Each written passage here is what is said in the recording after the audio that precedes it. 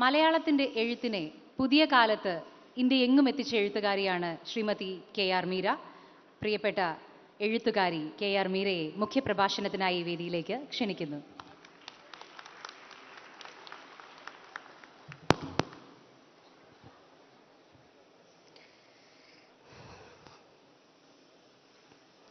എത്രയും ബഹുമാനപ്പെട്ട Mathrubhumi chairman, festival chief പേട്രനായ ശ്രീ പി.വി. ചന്ദ്രൻ, ഫെസ്റ്റിവൽ ചെയർമാനും മാതൃഭൂമിയുടെ മാനേജിംഗ് ഡയറക്ടറുമായ ശ്രീ എം.വി. ശ്രേയാംസ് കുമാർ,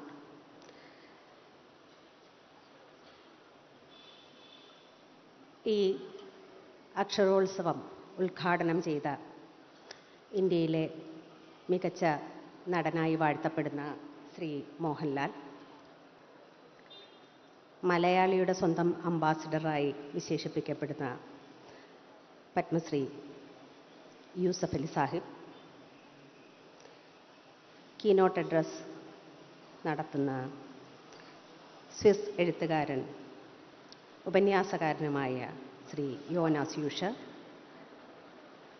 ഈ അക്ഷരോത്സവം കേരളത്തിലെ ഒരുപക്ഷെ സ്ത്രീകൾ നേതൃത്വം നൽകുന്നതും സംഘടിപ്പിക്കുന്നതും സംഘാടനം നടത്തുന്നതുമായ ഏക അക്ഷരോത്സവമായി അക്ഷരോത്സവത്തെ മാറ്റുന്ന പ്രിയ MS മയൂര, പ്രിയ ദേവിക, പ്രിയപ്പെട്ടവരെ, ഞാനിതുവരെ അക്ഷരോത്സവത്തിൽ ഒരു തവണ മാത്രമേ പങ്കെടുത്തിട്ടുള്ളൂ. അത് അതിൻ്റെ ആദ്യ എഡിഷനിലായിരുന്നു. ഏതാണ്ട് 8-9 വർഷമായി. ആ അക്ഷരോത്സവത്തെക്കുറിച്ച് എൻ്റെ മനസ്സിൽ മായാതെ നിൽക്കുന്ന ഒരു ഓർമ്മയുണ്ടെങ്കിൽ അത് ഞാൻ പങ്കെടുക്കുന്ന സെഷൻ്റെ സദസ്യർക്കിടയിൽ കസേര കിട്ടാതെ നിന്നുകൊണ്ട് ഞാൻ സംസാരിക്കുന്നത് കേൾക്കുന്ന അന്നത്തെ മാനേജിംഗ് ഡയറക്ടറും എഴുത്തുകാരനുമായ ശ്രീ M.B. വീരേന്ദ്രകുമാർ സാറിൻ്റെ ദൃക്ചിത്രമാണ്. അത് എൻ്റെ കൺമുമ്പിൽ ഇന്നും മായാതെയുണ്ട്. കാരണം നമുക്ക് കിട്ടുന്ന വലിയ പുരസ്കാരങ്ങളല്ല ഓർമ്മയിൽ തങ്ങി നിൽക്കുന്നത്, മറിച്ച് കനിവിൻ്റെ സൂക്ഷ്മാനുഭവങ്ങളാണ്. അത് മനസ്സിൽ കൊത്തിവയ്ക്കപ്പെടും. ഈ കനിവ് എന്ന വാക്ക് ഒരു വിശേഷപ്പെട്ട വാക്കാണ്. നമ്മൾ ശ്രദ്ധിച്ചാലറിയാം, എല്ലാ എഴുത്തുകാരും കലാപ്രവർത്തകരും ചിന്തകരുമൊക്കെ ജീവിതത്തിൽ സ്വാർജിത അനുഭവത്തിൻ്റെ ബലത്തിൽ മുന്നോട്ട് പോകും തോറും യഥാർത്ഥത്തിൽ മനുഷ്യനെ നയിക്കുന്ന വികാരം, മനുഷ്യാവസ്ഥയെ നയിക്കുന്ന വികാരം, അതിനെ നിർവചിക്കേണ്ട വികാരം കനിവാണെന്ന് കണ്ടെത്തിയിട്ടുണ്ട്. കനിവെന്ന് പറയുമ്പോൾ ഇന്ത്യക്കാരെന്ന നിലയിൽ, മലയാളി എന്ന നിലയിൽ, മലയാളികളെന്ന നിലയിൽ നമുക്ക് രണ്ടുപേരെ ഓർക്കാതിരിക്കാൻ സാധ്യമേ അല്ല. അതിൽ ആദ്യത്തെയാൾ തീർച്ചയായും ശ്രീനാരായണ ഗുരുവാണ്. അരുൾ, അൻപ്, അനുകമ്പ, ഇത് മൂന്നിനും പൊരുളൊന്നാണെന്നും അതുള്ളവനാണ് മാത്രമാണ് ജീവി എന്നും പറഞ്ഞത് ശ്രീനാരായണ ഗുരുവാണ്. ഈ അരുളെന്ന് പറഞ്ഞാൽ വാക്കെന്നും സ്നേഹമെന്നും കരുണയെന്നും ഒക്കെ അർത്ഥമുണ്ട്. അൻപ് എന്ന് പറയുമ്പോഴും കരുണയെന്നും സ്നേഹമെന്നും സന്തോഷമെന്നും അർത്ഥമുണ്ട്. അനുകമ്പ എന്ന് പറഞ്ഞാൽ വീണ്ടും അതും കൃപയും അനുഗ്രഹവും സന്തോഷവും കരുണയും വാക്കും വാത്സല്യവും ഒക്കെയാണ്. അപ്പോൾ ഇത് മൂന്നും വാക്കും വാത്സല്യവുമാണ്, സ്നേഹവും കരുണയുമാണ്, സന്തോഷവും കൃപയുമാണ് ഈശ്വരൻ എന്ന് പറയാതെ പറയുകയായിരുന്നു ഗുരു എന്ന് വേണമെങ്കിൽ നമുക്ക് വ്യാഖ്യാനിക്കാം. ആ വാക്ക് വീണ്ടും നമ്മളെ ഓർമ്മിക്കുന്ന രണ്ടാമത്തെ ആൾ തീർച്ചയായും ഗാന്ധിജിയാണ്. ഗാന്ധിജിയുടെ കാഴ്ചപ്പാടിൽ കനിവ് അഥവാ അനുകമ്പ മനുഷ്യരുടെ മാംസപേശിയെ പോലെയാണ്. അത് പ്രവർത്തിക്കാതിരിക്കും തോറും പ്രയോജനരഹിതമാകും, പ്രവർത്തിക്കും തോറും അത് ദൃഢമാകും. വിവേകത്തിൻ്റെ മറ്റൊരു രൂപം തന്നെയാണ് അനുകമ്പ എന്ന് അതിനർത്ഥം പറയാം. ഗുരു പറഞ്ഞതുപോലെ വിവേകം താനേ വരില്ല, യത്നിക്കണം എന്നാണല്ലോ. അതുപോലെ കനിവും അനുകമ്പയും താനേ വരില്ല, മറിച്ച് യത്നിക്കുക തന്നെ വേണം. അത് പൊതുവിടത്തിലോ വിദ്യാലയത്തിലോ സമൂഹത്തിൽ ഒന്നുമല്ല പഠിച്ചെടുക്കേണ്ടത്. അത് പഠിച്ചെടുക്കേണ്ടത്, പരിശീലിക്കേണ്ടത്, പ്രയോഗിക്കേണ്ടത് ഒക്കെ ആദ്യം അവരവരിലും അവരവരുടെ വീടകങ്ങളിലുമാണ്. അവിടെ നിന്ന് മാത്രമേ അനുകമ്പയുടെ ആദ്യ പാഠങ്ങൾ നമുക്ക് പഠിച്ചെടുക്കാൻ സാധിക്കൂ. ആ പാഠങ്ങൾ മാത്രമേ ജനാധിപത്യത്തിൽ നമുക്ക് സത്യമായി കാണാൻ സാധിക്കൂ. ഗാന്ധിജിയെക്കുറിച്ച് പറയുമ്പോൾ മാതൃഭൂമിയെക്കുറിച്ച് പറയാതെ കേരളത്തിൽ ജീവിക്കാനാവില്ല. മാതൃഭൂമിയെക്കുറിച്ച് പറയുമ്പോൾ ഗാന്ധിജിയെക്കുറിച്ച് പറയാതിരിക്കാനും കഴിയില്ല. ശ്രീ പി.വി. ചന്ദ്രനും ശ്രീ എം.വി. ശ്രേയാംസ് കുമാറും ഇവിടെ പറഞ്ഞതുപോലെ മാതൃഭൂമി പ്രസിദ്ധീകരണം ആരംഭിക്കുന്നത് ഗാന്ധിജിയുടെ ജീവിതവുമായി ബന്ധപ്പെട്ട് തന്നെയാണ്. 1923 മാർച്ച് 18 ഗാന്ധിജിയുടെ ജയിൽവാസം ആരംഭിച്ചതിൻ്റെ 1-ാം വാർഷികത്തിലാണ് മാതൃഭൂമി പത്രം പ്രസിദ്ധീകരണം ആരംഭിക്കുന്നത്. ആ ജയിൽവാസം എന്തിനായിരുന്നു എന്ന് അറിയുന്നതും വളരെ പ്രയോജനപ്രദമാണ്. രാജ്യദ്രോഹപരമായ ലേഖനങ്ങൾ പ്രസിദ്ധീകരിച്ചതിനാണ് അന്ന് ബ്രിട്ടീഷ് ഭരണകൂടം ഗാന്ധിജിയെ ജയിലിലടച്ചത്. അപ്പോൾ അതിൻ്റെ 1-ാം വാർഷികത്തിൽ ഗാന്ധിജിയെക്കുറിച്ചൊരു സ്പെഷ്യൽ പേജ് സഹിതം മാതൃഭൂമി പത്രം പ്രസിദ്ധീകരിക്കപ്പെടുന്നു. അത് ആ പത്രത്തിൻ്റെ 7-ാം പേജായിരുന്നു ഗാന്ധി സ്പെഷ്യൽ എന്നാണ് ഞാൻ വായിച്ചിട്ടുള്ളത്. ആ പേജിൻ്റെ ഒരു പ്രത്യേകത, അതിലാണ് വള്ളത്തോളിൻ്റെ പ്രസിദ്ധമായ എൻ്റെ ഗുരുനാഥൻ എന്ന ഗാന്ധിജിയെക്കുറിച്ചുള്ള കവിത അച്ചടിച്ച് വന്നത്. ഇത് മാത്രമല്ല, മാതൃഭൂമിയുടെ സ്ഥാപകരുമായി വ്യക്തിപരമായ അടുപ്പം ഗാന്ധിജിക്കുണ്ടായിരുന്നു. ഏതെങ്കിലും ഒരു പത്രത്തിൽ, ഒരു പത്രസ്ഥാപനത്തിൽ ഗാന്ധിജി നേരിട്ട് എത്തിയിട്ടുണ്ടെങ്കിൽ അത് മാതൃഭൂമിയിലാണ്. ഗാന്ധിജിയുടെ 4-ാം കേരള സന്ദർശനത്തിൻ്റെ ഭാഗമായിരുന്നു അത്. അതുകൊണ്ട് മാതൃഭൂമിയുടെ ലെഗസി സമ്പത്തോ ബിസിനസ്സോ അധികാരമോ ഒന്നുമല്ല, മറിച്ച് ഇന്ത്യ എന്ന വികാരമാണ്. അതുകൊണ്ട് അടുത്ത തവണ മുതൽ മയൂര മാതൃഭൂമി കുടുംബം എന്ന് പറയരുത്, മാതൃഭൂമി എന്ന വികാരം എന്ന് പറയണം, മാതൃഭൂമി എന്ന വീര്യം എന്ന് പറയണം. കാരണം ആ ഇന്ത്യ എന്ന വികാരവും ആളിക്കത്തുന്ന സമരവീര്യവും ഇല്ലെങ്കിൽ മാതൃഭൂമിയുടെ ചരിത്രം അപൂർണമായിരിക്കും. 1927 ഒക്ടോബറിലാണ് ഗാന്ധിജി 3-മതും കേരളം സന്ദർശിക്കുന്നത്. ആ സന്ദർശനത്തിന് ഒരു സവിശേഷത ഞാൻ കാണുന്നുണ്ട്. അത് ഓർമ്മിക്കത്തക്കതാകുന്നത് അന്നത്തെ VJT ഹാളും ഇന്നത്തെ അയ്യങ്കാളി ഹാളുമായ ഹാളിൽ വലിയൊരു മഹിളാ സമ്മേളനം നടന്നതാണ്. അവിടെ വച്ചാണ് ഗാന്ധിജി ഒരഭിപ്രായ പ്രകടനം നടത്തിയത്.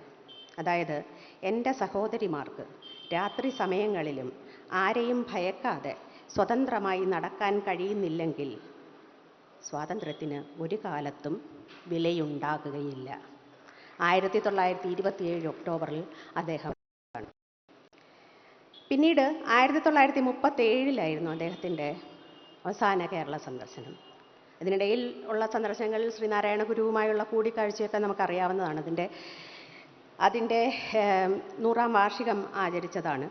പക്ഷേ ഈ 37 സന്ദർശനത്തിന് ഞാനൊരു പ്രത്യേകത കാണുന്നത്, അന്ന് അദ്ദേഹം അയ്യങ്കാളിയെ നേരിട്ട് കണ്ടു എന്നുള്ളതാണ്. ഞാൻ എന്തെങ്കിലും ചെയ്തു തരാം എന്ന ഗാന്ധിജിയുടെ ചോദ്യത്തിന് അയ്യങ്കാളി പറഞ്ഞ മറുപടി ഓർമ്മിക്കേണ്ടതാണ്. എൻ്റെ സമുദായത്തിന് ഒരു 100 BA-ക്കാരെ തന്നാൽ മതി, എൻ്റെ സമുദായത്തിന് ഒരു 100 BA-ക്കാരെ തന്നാൽ മതി. സമുദായത്തിൽ ഒരു പക്ഷേ 100 BA-ക്കാരുണ്ടായി കാണാം. പക്ഷേ സമുദായത്തിന് എത്ര വിദ്യാലയങ്ങളുണ്ട്, എത്ര കോളേജുകളുണ്ട്, എത്ര യൂണിവേഴ്സിറ്റികളുണ്ട് എന്ന ചോദ്യത്തിന് നാം എന്തു മറുപടി പറയും? ഞാനിതൊക്കെ പറയുന്നത് തീർച്ചയായും നാളെ ഗാന്ധിജിയുടെ രക്തസാക്ഷിത്വത്തിൻ്റെ 78-ാം വാർഷികമായതുകൊണ്ടുകൂടിയാണ്. ഓരോ രക്തസാക്ഷി ദിനവും ജനാധിപത്യത്തെക്കുറിച്ച് ചർച്ച ചെയ്യാനുള്ള ഒരു വേളയാണ് എന്ന് ഞാൻ വിശ്വസിക്കുന്നു. ഹിംസ അഥവാ വയലൻസ് ജനാധിപത്യത്തോട് ചേർന്ന് പോവുകയില്ലെന്നും ഹിംസ നിലനിൽക്കുവോളം ജനാധിപത്യം പൂർണ്ണമാകുകയില്ലെന്നും ഗാന്ധിജി വിശ്വസിച്ചിരുന്നു. അങ്ങനെ തന്നെ ആവർത്തിച്ച് ഓർമ്മിപ്പിച്ചിരുന്നു. ഹിംസാരഹിതമായ ജനാധിപത്യമാണ് യഥാർത്ഥ ജനാധിപത്യം. അതിൻ്റെ മാർഗവും ലക്ഷ്യവും അരുളും അൻപും അനുകമ്പയുമാണ്. അരുളെന്നാൽ നമുക്ക് വേണമെങ്കിൽ ഫ്രീഡം ഓഫ് സ്പീച്ച് എന്ന് വ്യാഖ്യാനിക്കാം. അൻപ് എന്നാൽ ഇക്വാളിറ്റി അഥവാ സമത്വ ഭാവനയെന്ന് വ്യാഖ്യാനിക്കാം. അനുകമ്പ എന്നാൽ ജസ്റ്റിസ് അഥവാ നീതിബോധം എന്നും വ്യാഖ്യാനിക്കാം. അതായത് നമ്മുടെ ഭരണഘടനയിൽ അടിസ്ഥാന ആശയങ്ങളെല്ലാം ആ മൂന്നക്ഷരങ്ങളെ ചുറ്റിപ്പറ്റിയുള്ളതാണ് എന്ന് ആലോചിക്കും തോറും നമുക്ക് കണ്ടെത്താൻ കഴിയും. അരുളും അൻപും അനുകമ്പയും, ഫ്രീഡം ഓഫ് സ്പീച്ചും ഇക്വാളിറ്റിയും ജസ്റ്റിസും. സത്യത്തിൽ ഇതിലൊരു അത്ഭുതം നമുക്ക് കാണാനുള്ളത് ഈ മൂന്ന് ഘടകങ്ങൾ തന്നെയാണ് ഉദാത്തമായ കലയെയും നിർവചിക്കുന്നത്. ഈ മൂന്ന് ഘടകങ്ങളാണ് ഉദാത്തമായ കലയുടെ സാരവും സാക്ഷാത്കാരവും. പറഞ്ഞു തുടങ്ങിയത് ശ്രീ MP വീരേന്ദ്രകുമാർ എന്നെപ്പോലെ വളരെ ഇളയ തലമുറയിൽപ്പെട്ട ഒരുവളോട് കാട്ടിയ കനിവിനെക്കുറിച്ച് പറഞ്ഞാണ്. അദ്ദേഹത്തിൻ്റെ ഡാന്യൂബ് സാക്ഷി എന്ന പുസ്തകം പ്രകാശനം ചെയ്തപ്പോൾ പുസ്തകത്തെപ്പറ്റി സംസാരിക്കാൻ എന്നെയാണ് ക്ഷണിച്ചത്. ഇന്നലെ ഞാൻ ആ പുസ്തകം വീണ്ടും മറിച്ചു നോക്കി. ആദ്യ വായനയിൽ അന്നത്തെ പ്രായക്കുറവും ജ്ഞാനക്കുറവും ബോധക്കുറവും ഒക്കെ മൂലം അത്ര ശ്രദ്ധിക്കാതെ പോയ ചില വരികളുടെ പ്രവചനാത്മകത ഇന്നലെയാണ് ഞാൻ തിരിച്ചറിഞ്ഞത്. ആ വരികൾ ഇവയാണ്: രക്തപങ്കിലമായ ഭൂതകാല ചരിത്രം തണുത്തുറഞ്ഞ് ഘനീഭൂതമായി വർത്തിക്കുകയില്ല. വിവിധ രാജ്യങ്ങളിൽ അവ അവതരിച്ചു കൊണ്ടിരിക്കുകയാണ്. ഈ സാഹചര്യത്തിൽ മുൻപ് നടന്ന അതിഭീകരമായ അക്രമങ്ങളെയും പീഡനങ്ങളെയും നരഹത്യകളെയും കുറിച്ചൊക്കെ മനുഷ്യരെ ഓർമ്മിപ്പിക്കാനുള്ള ചുമതല ചിന്തിക്കുന്ന ചിലരിൽ വന്നു ചേരുന്നു. അത്തരത്തിലുള്ള നിരവധി ശ്രദ്ധേയമായ കൃതികൾ പല ലോകഭാഷകളിലും രചിക്കപ്പെട്ടിട്ടുണ്ട്. ഇനിയും അത്തരം ദുരന്തങ്ങൾ ആവർത്തിക്കപ്പെടാതിരിക്കാൻ ഈ നിലയ്ക്കുള്ള ഓർമ്മപ്പെടുത്തലുകൾ ഗുണകരമായ പങ്കുവഹിച്ചേക്കാം. അതൊരു പ്രതീക്ഷയാണ്. അത്തരം പ്രതീക്ഷകളിലാണല്ലോ മാനവരാശിയുടെ അതിജീവനം. 1948 ജനുവരി 30 ഗാന്ധിജി നാഥുറാം ഗോഡ്സെ എന്ന ഹിന്ദുത്വ വർഗീയവാദിയുടെ വെടിയേറ്റു കൊല്ലപ്പെട്ടതിൻ്റെ 78ാം വർഷത്തിൻ്റെ തലേന്ന് നിന്ന് ഈ വളൊരു കൂടി വായിക്കുമ്പോൾ ശ്രീ MP വീരേന്ദ്രകുമാർ ഭയന്നതുപോലെ ദുരന്തങ്ങൾ ആവർത്തിക്കുന്നത് നമുക്ക് കൺമുമ്പിൽ കാണാം. ഹിംസമാർഗവും ലക്ഷ്യവുമായി വിശ്വസിക്കുകയും പ്രചരിപ്പിക്കുകയും ചെയ്യുന്ന ഒരു ലോകക്രമം മേൽക്കൈ നേടുന്നത് നമുക്ക് ശ്രദ്ധിക്കാം. ഹിംസ കലയിലും സമൂഹത്തിലും വീട്ടിലുമൊക്കെ സാധൂകരിക്കപ്പെടുന്നു, ആഘോഷിക്കപ്പെടുന്നു. ഹിംസയുടെ ആദ്യ ഇരകൾ സ്ത്രീകളും കുട്ടികളും ട്രാൻസ്ജെൻഡർ വ്യക്തികളും ന്യൂനപക്ഷങ്ങളുമാണ് എന്ന് പ്രത്യേകിച്ച് പറയേണ്ടതില്ല. ബൈബിളിൽ പറയുന്നുണ്ട്, വെട്ടുക്കിളിക്കൂട്ടത്തിൻ്റെ സാന്നിധ്യം ക്ഷാമത്തിൻ്റെ സൂചനയാണ് എന്ന്. അതുപോലെ വെട്ടുക്കിളിക്കൂട്ടവും പ്രത്യേകിച്ചും സ്ത്രീ വിരുദ്ധത, ന്യൂനപക്ഷ വിരുദ്ധത, മനുഷ്യത്വ വിരുദ്ധത ആഘോഷിക്കുന്ന ഏത് തരം വെട്ടുക്കിളിക്കൂട്ടവും ഒരു നിർനിമിത്തമാണ്. അത് ജനാധിപത്യത്തിൻ്റെ നാശത്തിൻ്റെ സൂചനയാണ്.